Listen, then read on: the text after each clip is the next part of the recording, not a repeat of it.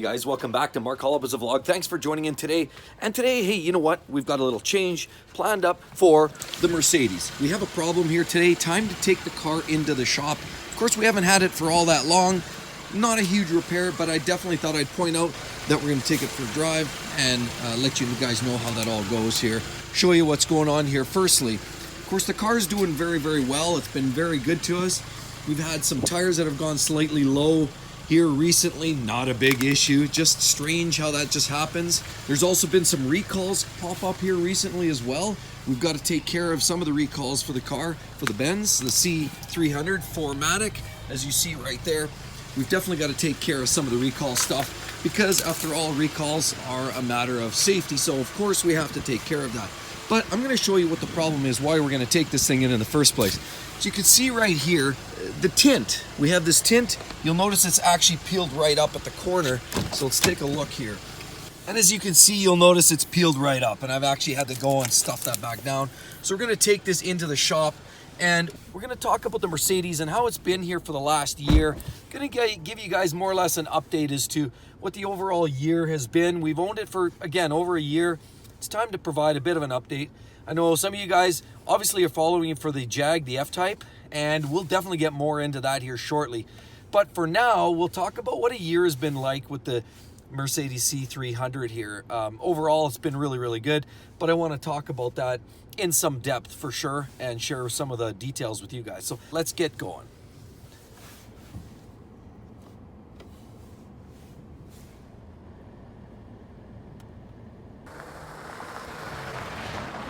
So this winter's been a particularly brutal one, and I could actually say that the Mercedes was really tested. It was tested because of the elements. We had numerous feet of snow. We had some severely cold weather. Actually, we had almost a month's worth of minus 30, minus 35 weather. I think we even tapped close to minus 40 there a little bit. And it was just brutal. It's been strong winds, severe cold, and a lot of, we've had a lot of snow, and then we've had rain and then freezing, and honestly, the roads have been atrocious. This is truly one of the worst years, I think, than a lot of people. I mean, I've spoke to a lot of people, friends and family and those around me, and most of us would agree that this probably is one of the worst years in a long time for extreme cold. Like I said, rain in the middle of December. We never have that here, or almost never have that here in Alberta, here in Canada. But the problem with that, obviously it rains, it gets +2, and then it rains during the day, and then at night it gets down to -8 again, and in the morning you have absolutely notoriously, ruthlessly horrible driving conditions to the point where you can't even drive. I mean, it doesn't matter, winter tires, summer tires, all seasons, all weathers, it doesn't matter. Nothing keeps you between the white lines. It just basically, it's a recipe for disaster. So we've had a lot of really, really extreme weather this year, and I think that really speaks to the Mercedes here, the C300 that I'm driving. And again, we've had it for about a year, and I want to tell you kind of from my perspective, some feedback my wife shared as well. And I want to talk about some of the things that, have worked really well for it and other things that really haven't been so good. So clearly, as you know, I've talked about there's been some recalls outstanding for the car. So certainly we're working on getting some of that finalized. Some of it, I think it was backup camera related. And then, I don't know, there was a couple others, one or two other recalls.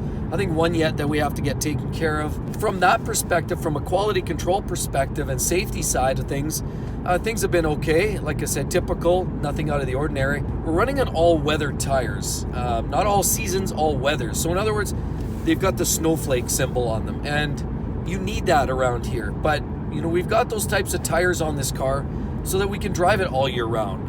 My wife can drive it in the summer and the fall and the winter without having to worry about swapping wheels, swapping tires or rims, because a lot of times, a lot of people who put on dedicated winter skins, that's what you got to deal with. Those are the things that you have to contend with in the fall, and you got to start thinking by the time you're into kind of October, November, you're swapping out to winter tires. But in this case, running all weathers is nice because you don't have to actually swap anything out. You just drive through the seasons. Now, of course, they don't wear quite as well as dedicated tires for each season, but they do okay, and it saves you all the inconvenience that you might have otherwise. But like I said, we're dealing with all weathers. They've done very, very well. the car with the C300, that's part of the reason we bought this car, because it has the 4MATIC.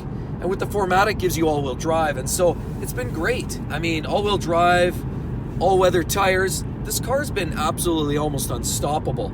The only time it's been a problem is, you know, if you look at the front nose of these cars, they've got a bit of a jut out. They're a little bit of a sharp front spoiler.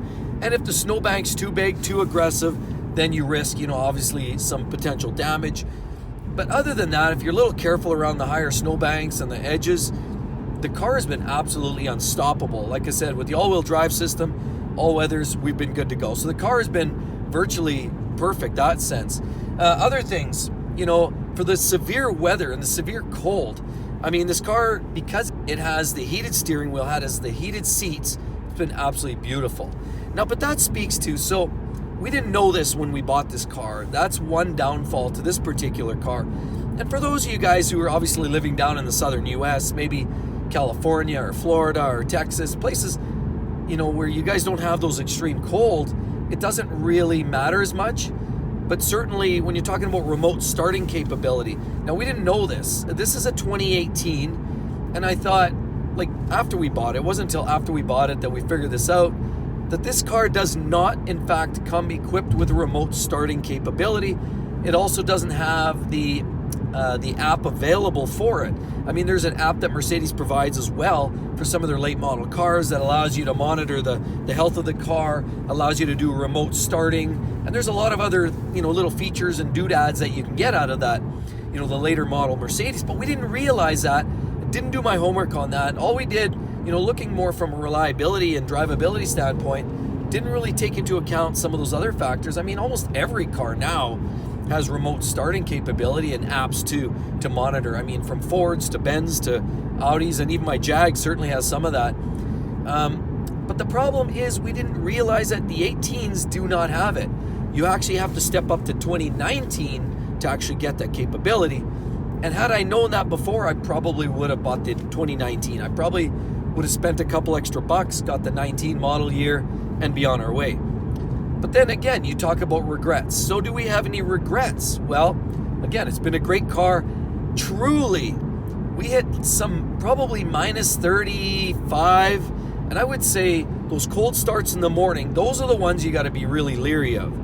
And I'll actually speak to that. The Mercedes, of course, these cars, you can't plug them in. Some of the older cars, you have a block heater that's stuffed into the edge of the block, and you can plug it in overnight, and it heats up the coolant and sort of takes the edge off of the cold on your, you know, older cars. But a lot of the new cars don't come with that anymore. They say, well, you've got synthetic oil, the battery technology is better, and so, you know, a lot of the modern vehicles don't even come with block heaters. Even, I know there's a lot of Japanese vehicles that don't either, but I know the Jag doesn't, you know, the Benz doesn't, our Beamers, the X5 certainly doesn't. So a lot of the newer cars don't have that.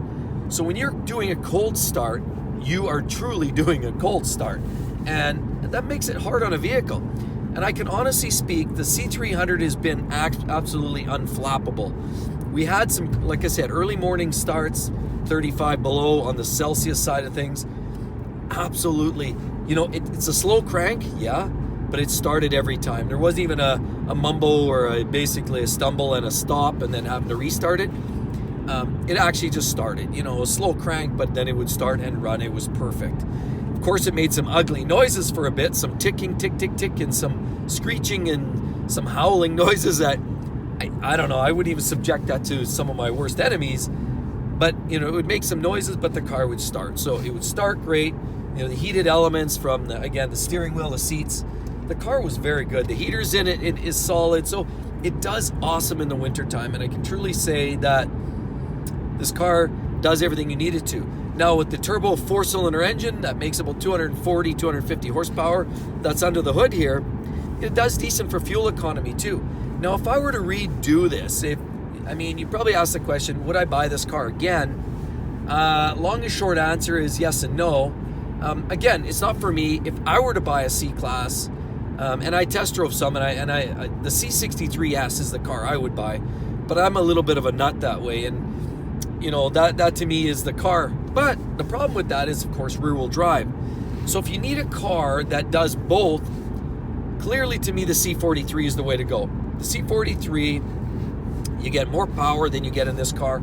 Of course, the price goes up a little bit, but you can get the all-wheel drive, and it's probably the best of both worlds, essentially, right? The C43, I guess they badge them AMG. They're not really truly an AMG car, but I would probably go with the AMG, the C43 cars if I were to do it again. But again, this wasn't for me. This was for my wife, and she doesn't care about straight line speed. She doesn't care that a car can hit 0 to 60 in 3.4 seconds. It doesn't matter to her. It's just irrelevant. So she wanted something with a little bit of the luxury, some of the amenities, the style, some of the class, of course a little bit of that clout that goes with the 3-pointed star. But honestly, yeah, absolutely, I would probably do it again. My wife is enjoying the car, although she did make some comments in recent time that she sort of wondered maybe she should have looked at a BMW again.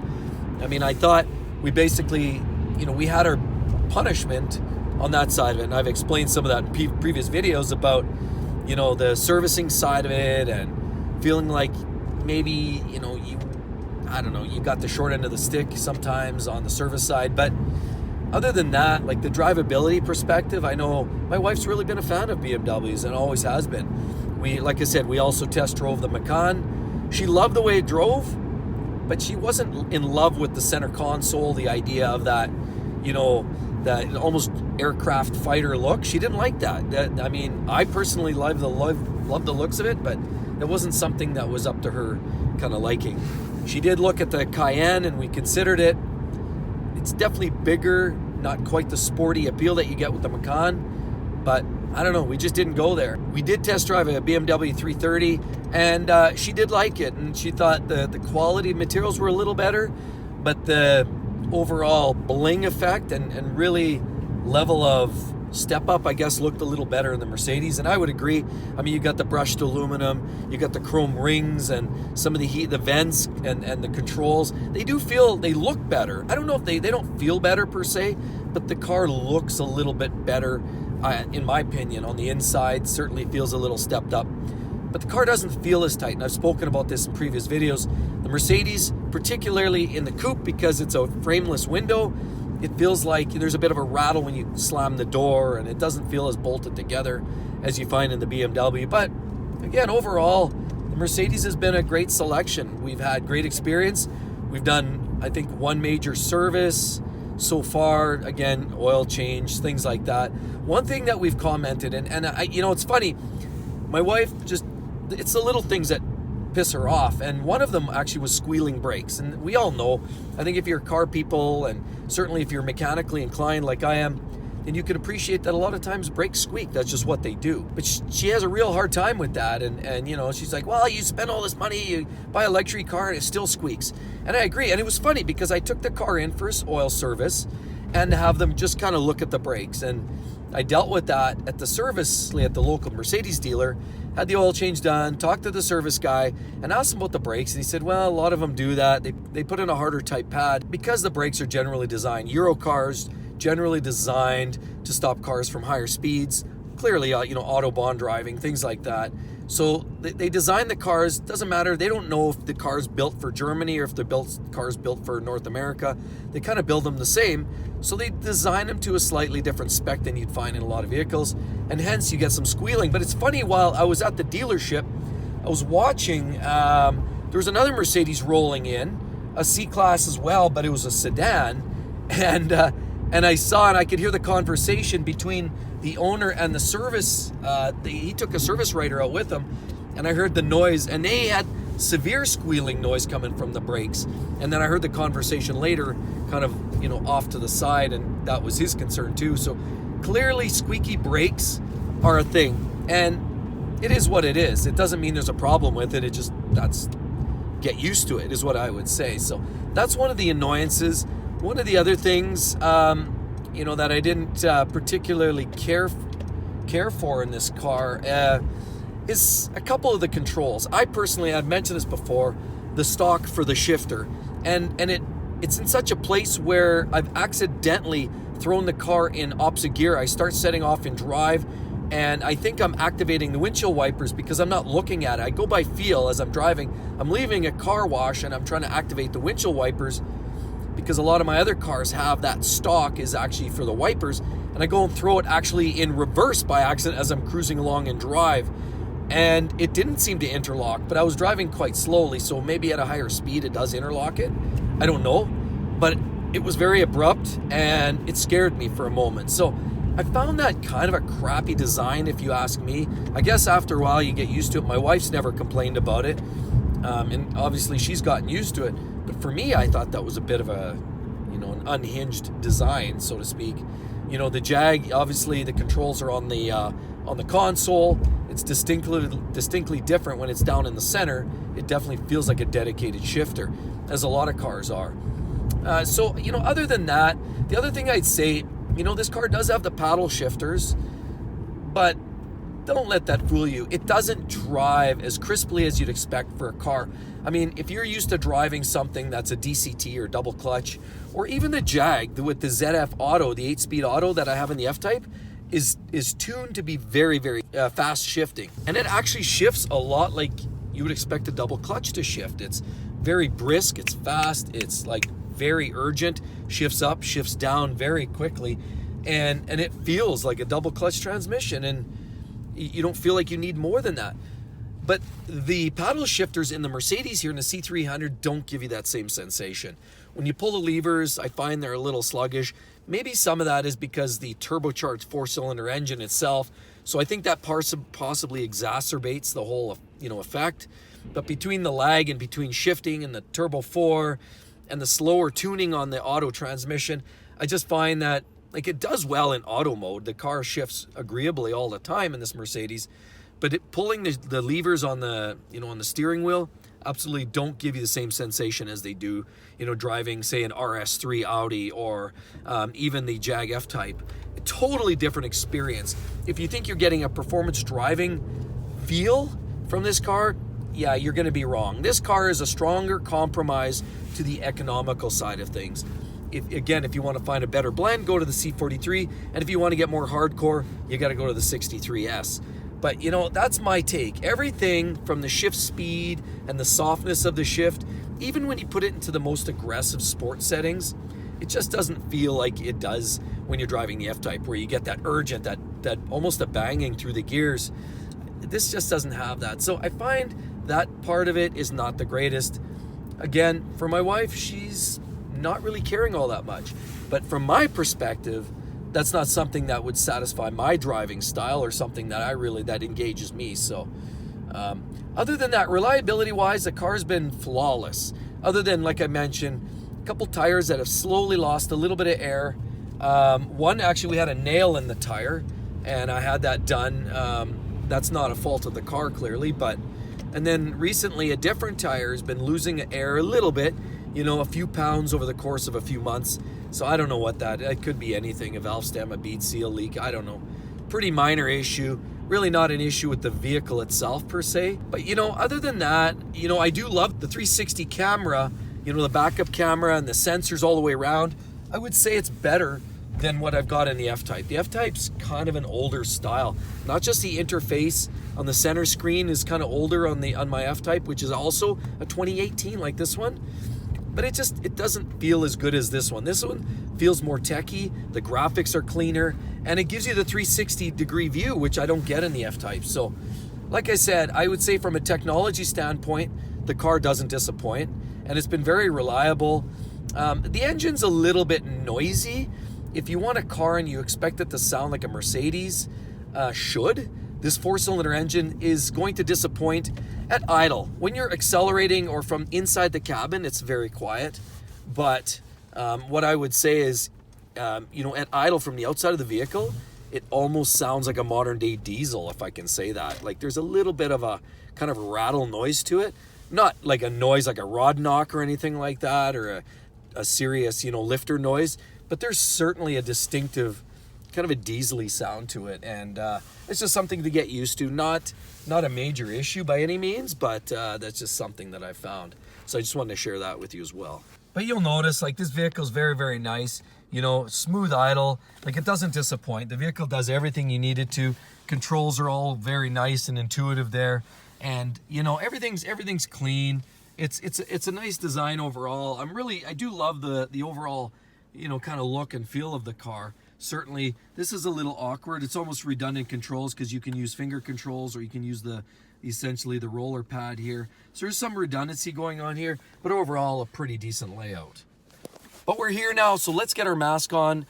We've got to take the vehicle in and see if we can get this tint fixed. But look, while I'm waiting here, look at this. We have a Toyota Supra. It looks like it's getting all staged and ready to convert to either some kind of drift car. I mean, look, we have an engine out. They're clearly doing some work on this thing, making it look slick. But this generation of Supra is literally going up in ridiculous value. I mean, look at the interior of that thing. That's still old school, but you can't beat that car. Like, these are still amazing. And I can see why people are they're highly sought after and people are trying to get their hands on these things. Oh, look at that. That must have hurt. Ouch. Never seen that before. Now that's the car that I'd probably buy for myself. Right here we have the AMG C63S.